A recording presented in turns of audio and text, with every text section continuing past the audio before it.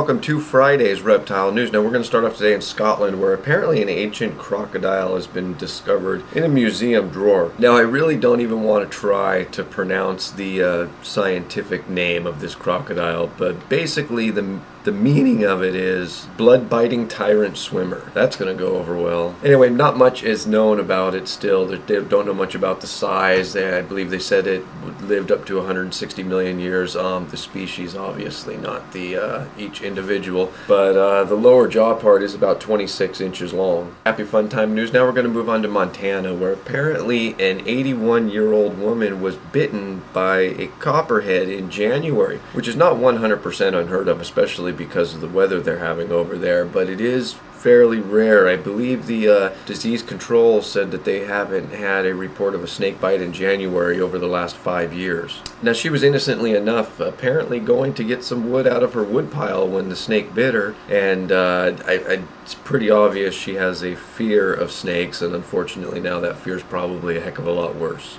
She does describe it as being about 10 times worse as a bee sting. And moving on to somewhere else, let's talk about somebody injecting themselves with snake venom. 46-year-old Steve Ludwin apparently has been doing it for 20 years, and I actually looked at his Facebook page. I'm pretty sure it's the same person, and not really much there. It's pretty locked down, but oddly enough, he is quoted in the article as saying, despite a stint in intensive care from 3 snake venoms, a suspected heart attack from cobra venom, and a rotting leg, he still likes to shove snake venom into his veins. I'm paraphrasing, of course.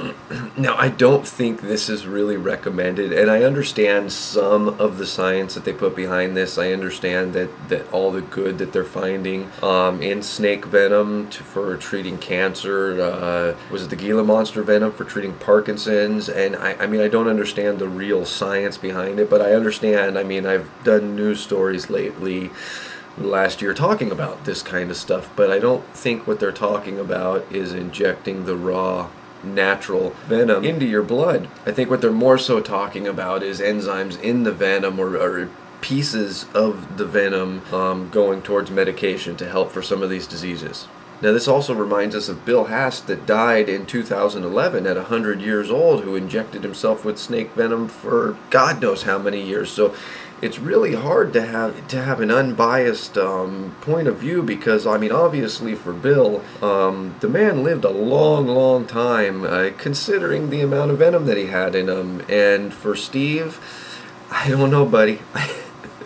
I could say I don't recommend it, but I guess we'll just have to wait and see for 40 more years or so. And that, my friends, has been all your news for this Friday. If you'd like to read any more about these stories, that link's right down below here in the description. And as always, if you're still watching, my name is Jason White. Now you know what's going on in the reptile world. Be good to each other.